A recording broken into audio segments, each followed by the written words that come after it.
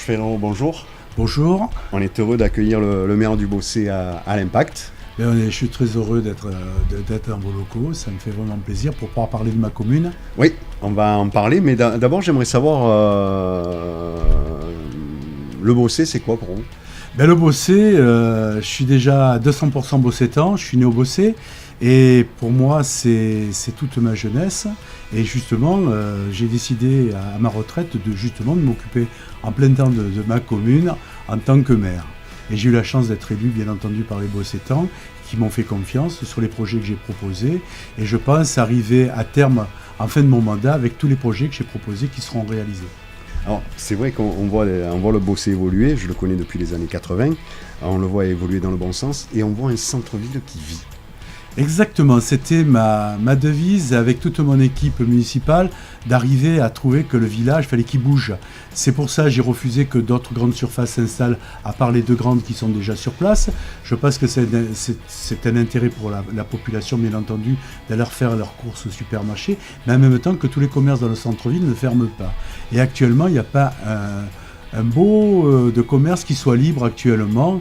Tout le monde veut s'installer sur la commune du Beaussais, parce que la commune du Beaussais est une commune qui bouge, avec 130 associations sportives, donc culturelles aussi. Ouais. Ça bouge énormément, il n'y a pas un week-end où il ne se passe pas quelque chose, un événement nouveau. Donc le Beaussais évolue, et quels sont les projets qui...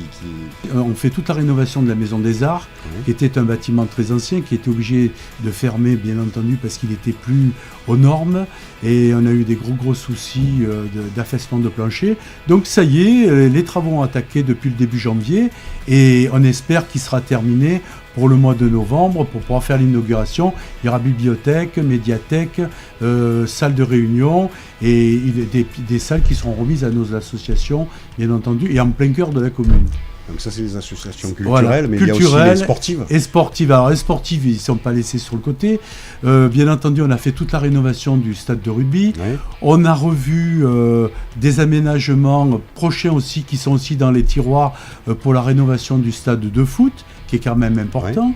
On a aussi, sur le côté culturel, on est en train de travailler pour remettre aux normes un ancien pôle social où aussi on a eu des gros problèmes d'affaissement de plancher. C'est arrivé les uns derrière les autres, où là il devrait voir le jour pour qu'on remette ces locaux à l'Avenir Musical et à l'école de musique, parce qu'on a un très vieux bâtiment là aussi qu'il faut fermer parce que malheureusement on n'a pas les moyens de pouvoir l'entretenir, qui est l'espace Mistral. On a fait des études, mais c'est plus possible. Mais on retrouve à chaque association qui avait une pièce dans ces locaux, on va les retransplanter ailleurs et qui seront encore bien mieux que ce qu'ils étaient. Et le Beaussais et le tourisme ? Alors le Beaussais et le tourisme, le Beaussais, c'est vrai qu'on est à 9 km du bord de mer, on n'est pas loin de la montagne, on a bien entendu, on est en plein dans le cadre et dans le tour du PNR. Pour nous, le parc national régional, c'est un point important. Et on n'est pas loin de la Sainte-Baume, comme vous savez, et tout l'arrière-pays, qui nous propose aussi beaucoup d'activités, que ce soit VTT, promenade, parcours santé, et bien entendu, toutes les activités du bord de mer. On est vraiment un lieu très proche de la mer et de la montagne. Et donc en communauté d'agglomération aussi. Alors là, c'est Sud-Sainte-Baume. Alors la communauté d'agglomération de Sud-Sainte-Baume, c'est vrai qu'on a eu beaucoup de chance. Ferdinand Bernard, vous le connaissez, c'est un véritable meneur, oui. Et qu'il ne nous laisse pas, nous, les petites communes du Haut-Pays, sans activité, sans financement. Il a permis de pouvoir restructurer beaucoup de nos communes à nous, comme une gare routière, notre point dépôt car, plus toutes les voies communautaires, plus la future gendarmerie, que pendant 30 ans, cette gendarmerie, on attendait qu'elle soit rénovée. Ça y est, enfin, il s'était engagé, il était de parole. Et je remercie aussi, bien entendu, tous mes collègues maires de la communauté d'agglo qui ont participé, parce qu'il a fallu quand même acheter au département 700 000 € le terrain. Et là, on va attaquer très prochainement les travaux. Et je suis très content d'être le maire qui a pu sortir cette gendarmerie, enfin, qu'on ait une gendarmerie potable, où les gens puissent vivre convenablement et travailler convenablement. Donc on aura une gendarmerie pour contrôler les flux automobiles pour le Grand Prix de Formule 1. Exactement. Et cette gendarmerie, il ne faut pas oublier qu'elle dessert aussi 5 communes. Il y a le Beaussais, le Castellet, Evenos, Signes et Ribou. On est la 2e année du Grand Prix de Formule 1. Ouais. Et c'est vrai, ce qu'on a connu pour la première année, ça a été dramatique. Pour nous, commune qui est la plus près du circuit, avec 5 heures d'accès d'autoroute au Grand Prix, ça y est, les services d'État, la préfecture et tout le monde a travaillé là-dessus pour qu'on n'ait plus ce problème avec des plans de double circulation, de stationnement. Et je pense que tout le monde a porté ses idées, aussi bien les communes du département des Bouches-du-Rhône et les nôtres, et a trouvé du covoiturage à faire. De quoi rêve le maire du Beaussais pour sa ville?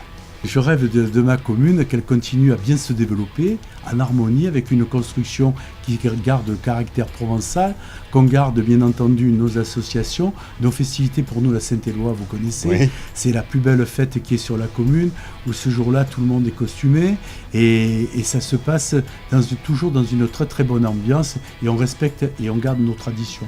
C'est pour moi le point le plus important. Qu'est-ce qui énerve les maires du Beaussais? Ce qui m'énerve, c'est que des gens ne comprennent pas, certains, je ne dis pas tous, ce qu'on met en place, c'est bien pour le bien pour la commune. C'est sûr que quand on entend logements sociaux et mixité sociale, ils voient de suite HLM. Nous, ce n'est pas des HLM. C'est fini ce temps-là. C'est fini, mais bien entendu, je vous remercie justement pour le signaler. Ah oui. Et que jusqu'à maintenant, nous avons sorti 180 logements, ça a été attribué à 99% que des Beaucétans. Des gens qui étaient des jeunes, qui ne pouvaient plus se loger sur la commune, que c'était trop cher, et des personnes âgées qui vivaient dans des appartements insalubres et qu'on leur a donné envie et goût justement de pouvoir revivre dans la commune du Beaussais, tout en respectant les commerces à proximité qui ne perdent pas ce lien, les médecins aussi. Nous trouvons tout ce que les gens désirent pouvoir problème santé, commerce et activité et tout ce qui est autour de l'activité, les gens ont tout sur la commune du Beaussais. Liberté, égalité, fraternité, ça vous dit quoi à l'heure actuelle? La liberté, égalité, fraternité, c'est que pour moi, tout le monde est égaux pour moi, tout le monde a le droit au service et à l'accompagnement et à l'expression, et je pense que je suis très démocrate, où j'accepte beaucoup de choses. Merci beaucoup. Merci. Et puis, bon retour au Beaussais. Merci. Où il fait bon vivre. Exactement, et j'espère qu'on se rencontrera très prochainement. Non. Très bien, chef, tu me le dis. C'est bon, j'ai calé. Il appelle ça à l'italienne, c'est-à-dire c'est comme ça, à l'italienne. Ouais. Pas à la marseillaise. Je vais poser une... Il y a une question que je n'ai pas posée. Et...